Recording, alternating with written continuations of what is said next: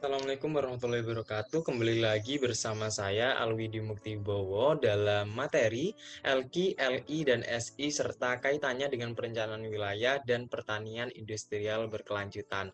Tanpa lama-lama lagi, mungkin langsung saja pada agenda pembahasan yang akan saya bahas dalam video ini. Nah, agenda pembahasan yang pertama mengenai LQ dan kaitannya dengan perencanaan wilayah dan pertanian. Nah, dalam pembahasan ini memuat pengertian LQ, manfaat, kelemahan, serta kekuatannya seperti apa.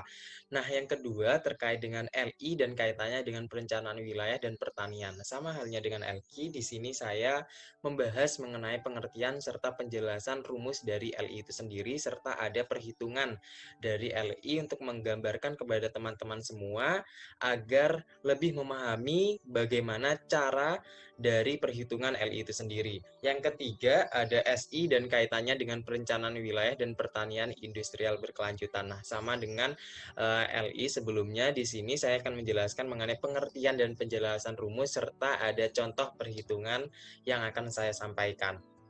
Nah, penjelasan yang pertama terkait LQ itu sendiri. Pada sejarahnya, LQ ini pertama kali dikemukakan oleh Robert Murray Hague pada tahun 1928 yang selanjutnya dikemukakan oleh Harry Wade. Nah, Richardson di tahun 73, teori ini menjelaskan mengenai beberapa faktor utama penentu perkembangan ekonomi dalam suatu wilayah. Nah, teori ini pertama kali muncul dalam penataan wilayah yang berada di New York, USA. Nah, pengertiannya sendiri, LQ sendiri adalah teknik perhitungan untuk mengetahui sektor basis dan non-basis dengan membandingkan persentase sumbangsih dari setiap sektor. Nah, basis sendiri dan non-basis sendiri itu, kalau basis adalah pertumbuhan sektor tersebut menentukan pembangunan menyeluruh daerah itu, sedangkan aktivitas sektor non-basis ini merupakan sektor sekunder, artinya tergantung perkembangan yang terjadi dari pembangunan yang menyeluruh. Nah, untuk konsep teori basis sendiri ini ditentukan oleh bagaimana kinerja wilayah itu terhadap permintaan akan barang dan jasa dari luar. Nah, di sini terkait dengan manfaat, kelebihan, dan kelemahan dari perhitungan LQ itu sendiri. Untuk manfaatnya sendiri, mengetahui sejauh mana tingkat spesialisasi sektor-sektor ekonomi di suatu daerah atau sektor-sektor apa saja yang merupakan sektor basis dan non-basis. Nah, untuk kelebihannya sendiri sangat banyak dari perhitungan LQ ini sendiri. Yang pertama, sangat mudah, cepat, dan sederhana karena semua bisa melakukan dengan data-data yang tersedia di BPS seperti BDRB, terus jumlah produktivitas dari setiap komoditas yang ada di setiap kecamatan. Nah, di perhitungannya sendiri biasanya untuk mempercepat dapat menggunakan perhitungan di Excel. Jadi otomatis gitu. Yang kedua, terkait dengan perubahan tingkat spesialisasi dari setiap sektor itu dapat pula diketahui dengan membandingkan LQ dari tahun ke tahun. Jadi perhitungan LQ dari tahun misal 2015 dengan 2020 itu dapat diketahui kiranya apa yang mengalami peningkatan, apa yang mengalami penurunan. Nah, dari situ dapat dikembangkan atau dicari solusi alternatif penyelesaiannya yang kira-kira kenapa kok bisa berkurang LQ-nya itu bagaimana, apa yang menyebabkan kayak gitu. Yang ketiga terkait dengan LQ dapat digunakan sebagai analisis awal untuk suatu wilayah, kemudian dapat dilanjutkan dengan alat analisis lainnya. Jadi di LQ ini digunakan dalam analisis ekonomi wilayah sebelum merencanakan suatu kawasan kayak gitu. Nah, untuk kelemahannya sendiri, yang pertama untuk menetapkan batasan wilayah yang dikaji dan ruang lingkup aktivitas acuannya sering tidak jelas akibat hasil perhitungan LQ terkadang aneh. Nah, tidak sama dengan apa yang kita duga. Kan LQ biasanya menggunakan data PDRB atau lapangan pekerjaan atau produktivitas kayak gitu. Sehingga itu datanya kan banyaknya lingkup terkecilnya kecamatan atau kabupaten. Kalau kita menggunakan misal ada studi kasus mengenai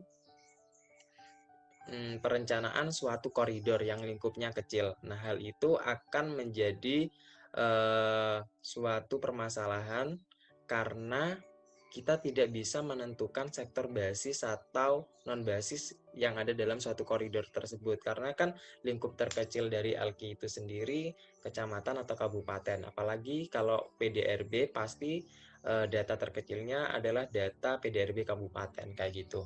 Nah, yang nomor 2 terkait dengan nilai LQ dipengaruhi oleh berbagai faktor. Nilai hasil perhitungannya bias karena tingkat agregasi, pengubah spesialisasi, pemilihan perubahan acuan, pemilihan entiti yang diperbandingkan, serta pemilihan tahun dan kualitas data.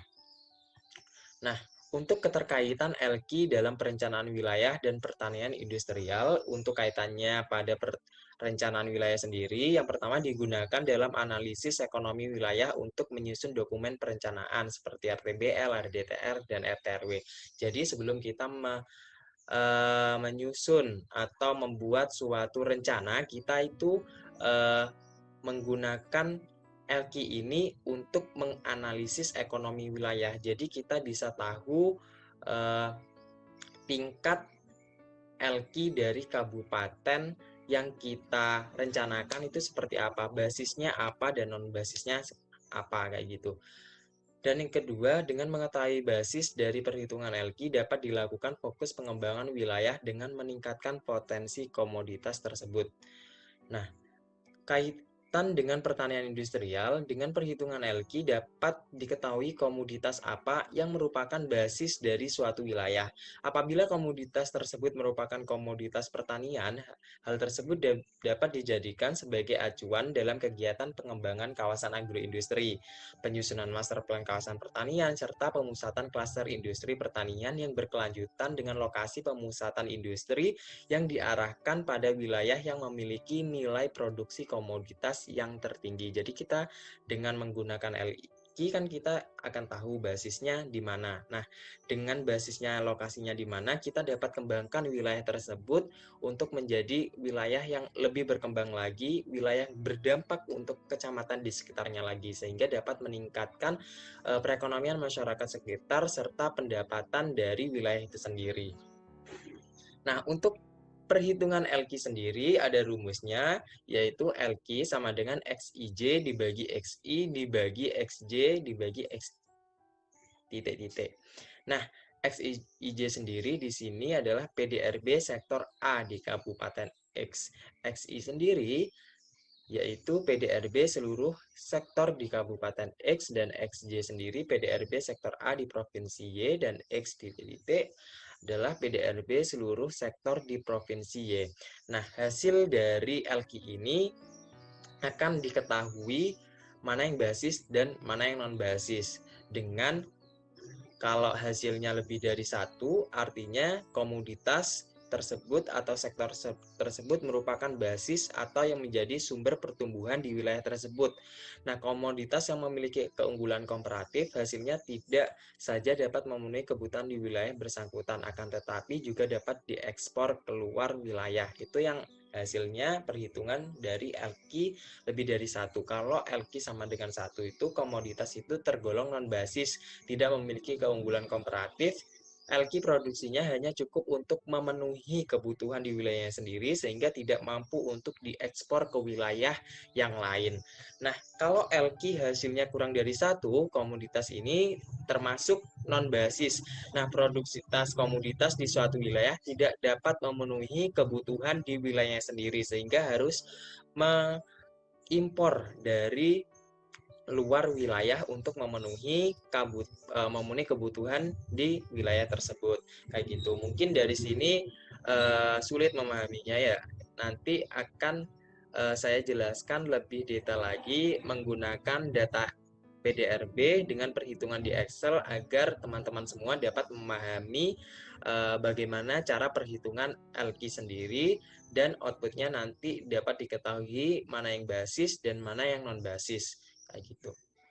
Nah, selanjutnya di sini terkait dengan perhitungan LI atau Localization Index, di mana LI sendiri merupakan teknik analisis yang menunjukkan suatu aktivitas berkembang di semua wilayah, dispersion atau relatif berkembang hanya di wilayah tertentu saja, atau localization atau concentration. Nah, untuk rumus dari perhitungan LI ini sendiri adalah setengah sigma XIJ per XJ dikurangi XI per X titik. Nah, keterangannya di sini adalah sama seperti yang tadi. XIJ merupakan PDRB sektor A di Kabupaten X, XI merupakan PDRB seluruh sektor di Kabupaten X, dan XJ merupakan PDRB sektor di Prof Y, dan XI F titik merupakan PDRB seluruh sektor di Provinsi Y. Nah, hasilnya sendiri, jika hasil perhitungan LI mendekati 0, maka artinya wilayah tersebut memiliki berbagai aktivitas. Dan apabila hasil analisisnya mendekati 1, maka wilayah tersebut memiliki aktivitas yang khas atau spasial, kayak gitu. Nah, selanjutnya yaitu perhitungan SI. Nah, SI sendiri atau analisis specialization itu hampir sama dengan LI. Nah, analisis SI ini digunakan untuk mengkategorikan bahwa suatu wilayah memiliki terdiversifikasi atau memiliki aktivitas yang terspesialisasi. Nah, untuk rumusnya sebagai berikut dengan keterangan sebagai berikut. Nah, untuk hasil dari perhitungan SI, apabila hasil ini memiliki nilai mendekati 0, maka artinya tingkat perkembangan kegiatan relatif di semua wilayah terdispersi. Sedangkan apabila mendekati 1, maka artinya aktivitas yang diamati berkembang secara memusat, kayak gitu. Nah, di sini langsung saja pada perhitungan LQ, LI, dan SI untuk mempermudah teman-teman dalam memahami apa yang saya sudah jelaskan tadi. Nah, di sini saya mengambil studi kasus perhitungan LQ, LI, dan SI di Kabupaten Gerobokan, Jawa Tengah. Kenapa saya ambil Kabupaten Gerobokan, Jawa Tengah? Kaitannya dengan pertanian, bahwa Kabupaten Gerobokan merupakan salah satu kabupaten dengan produksi jagung dan padi terbesar di Indonesia, sehingga dapat meningkatkan atau menambah jumlah dari totalan produksi jagung dan padi di Indonesia, kayak gitu. Langsung saja, data yang dibutuhkan untuk menghitung LQ adalah data PDRB kabupaten dengan PDRB provinsi, di mana PDRB kabupaten yang saya ambil adalah Kabupaten Gerobokan dengan PDRB atas harga konstan. Di sini saya akan menghitung dari 2015 sampai 2019.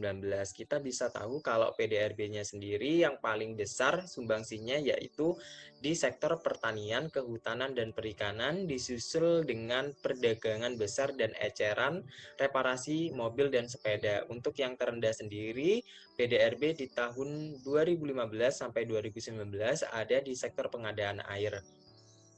Nah, untuk PDRB Jawa Tengah sendiri yang paling besar juga berada pada sektor pertanian, kehutanan, dan perikanan. Di sini langsung saja pada pembahasan perhitungan LQ itu sendiri. Nah, di sini saya memakai perhitungan menggunakan Excel, di mana data yang dibutuhkan tadi adalah data PDRB Kabupaten Gerobokan dalam juta, dan di sini PDRB Provinsi Jawa Tengah dalam juta. Ini menggunakan PDRB dengan harga konstan.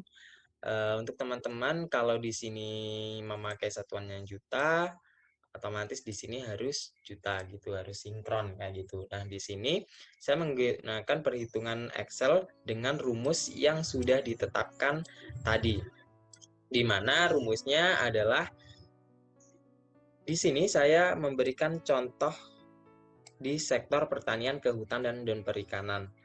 Nah, untuk LQ di tahun 2015 rumusnya C3. C3 ini C, perhatikan C3 jadi 4821978 dibagi C20. Dari C20 ini merupakan total hasil seluruh sektor di Kabupaten Gerobokan. Dibagi dengan C25. C25 ini merupakan sektor pertanian di provinsi, dibagi C42. C42 ini merupakan totalan dari seluruh sektor di Provinsi Jawa Tengah. Jadi rumusnya seperti itu, sangat gampang. Dari rumus perhitungan seperti itu, maka dihasilkan hasil perhitungan LQ di Kabupaten Gerobokan, kita bisa tahu mana yang basis dan mana yang non-basis.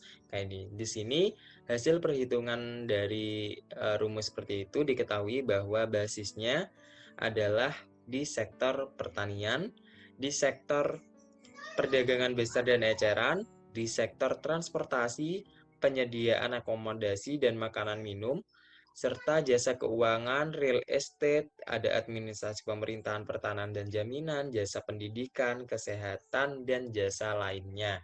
Sedangkan yang non-basis adalah sisanya di sini perhitungannya tadi dari menghitung LQ dari setiap tahun dalam 5 tahun ke belakang nanti di rata-rata dan ketemu basisnya. Kalau lebih dari satu itu merupakan basis, kurang dari satu merupakan non basis.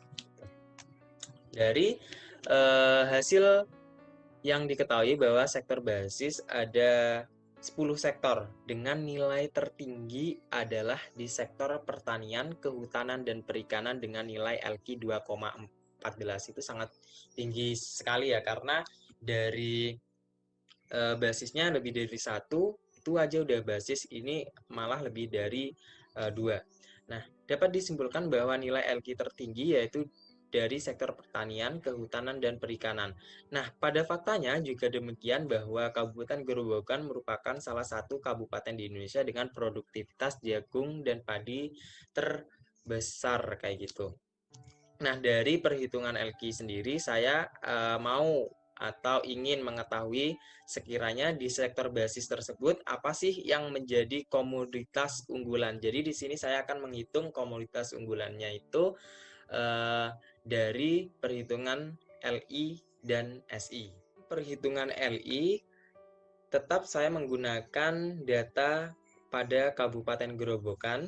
Jadi bedanya di LQ tadi saya menggunakan PDRB, namun di LI dan SI ini saya menggunakan data dari total produksi dari setiap komoditas tanaman pangan yang ada di Kabupaten Gerobokan. Jadi saya ingin mengetahui interpretasi dari hasil perhitungan LI dan SI itu sendiri. Nah, di sini saya ada data tanaman pangan terkait dengan padi, jagung, ubi kayu, ketela kacang, terus ada kedelai serta kacang hijau. Di sini total produksinya yaitu dengan satuan ton. Jadi saya menggunakan perhitungan Excel di mana perhitungannya Excel rumusnya tetap acuannya seperti ini. Nah, jadi rumus Excel-nya setengah ini 0,5 dikali sigmanya ini ABS. Nah, B4 ini merupakan total produksi padi di kecamatan A dibagi B jumlah dari 23. Nah, ini total. Jadi padi di kecamatan A dibagi padi dari seluruh di kecamatan di Kabupaten Gerobokan, lantas dikurangi dengan I4. Nah, ini I4 dari total dari produksi tanaman pangan dibagi dengan I jumlah total dari produksi tanaman pangan. Dari perhitungan LI yang saya jelaskan tadi dapat diketahui mana saja sektor atau komoditas yang nilainya mendekati 0 atau nilainya malah mendekati 1 dengan interpretasi bahwa nilai yang mendekati 0 itu perkembangan aktivitasnya bersifat indiferen atau berkembang secara merata di seluruh lokasi. Sedangkan yang mendekati 1 itu perkembangan aktivitasnya cenderung memusat atau hanya ada di beberapa lokasi saja. Dapat kita lihat dari hasil perhitungan ini bahwa yang mendekati 0 itu ada komoditas padi, jagung, ubi, kayu, dan kacang hijau. Sedangkan komoditas yang hasil LI-nya mendekati 1 itu ada ketela rambat, kacang tanah, dan kedelai. Jadi artinya dari 3 komoditas ini hanya ada di beberapa kecamatan saja. Jadi nggak menyeluruh di seluruh kecamatan yang ada di Kabupaten Gerobokan. Nah, selanjutnya di sini saya akan membahas terkait dengan perhitungan SI terhadap komoditas tanaman pangan di Kabupaten Gerobokan. Di sini saya menggunakan data yang tetap sama, yaitu total produksi komoditas tanaman pangan di Kabupaten Gerobokan dengan komoditas padi, jagung, ubi kayu, ketela rambat, kacang tanah, kedelai, dan kacang hijau. Jadi langsung saja pada perhitungannya, di mana di sini saya menggunakan perhitungan Excel secara otomatis. Di sini saya akan memberikan contoh perhitungan pada komoditas padi di Kecamatan Kedung Jajang. Di sini rumusnya sama dengan 0,5 atau setengah dikali sigma. Sigma di sini di rumus Excel ABS dikali B4. Nah, B4 per I4. B4 adalah total produksi padi di Kecamatan Kedung Jajang dibagi I4. I4 merupakan total dari seluruh sektor tanaman pangan di Kecamatan Kedung Jajang dikurangi B jumlah dari 23 dibagi I dari jumlah 23. Nah, B dari jumlah 23 ini merupakan seluruh totalan produksi padi di Kabupaten Gerobokan dibagi dengan I24. Maaf, I23. I23 ini merupakan total dari seluruh sektor atau seluruh komoditas di Kabupaten Gerobokan.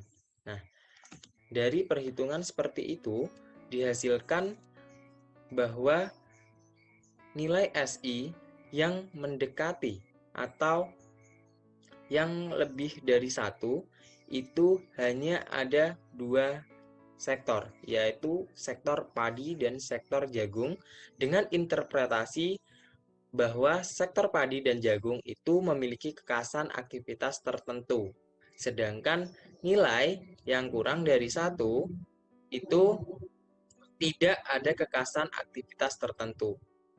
Nah, nilai yang kurangnya dari 1 ini adalah komoditas ubi kayu, ketela rambat, kacang tanah, kedelai, dan kacang hijau. Nah, sekian presentasi dari saya. Apabila ada salah pengucapan atau menyakiti hati dari teman-teman semua, mohon maaf. Sekian. Assalamualaikum warahmatullahi wabarakatuh.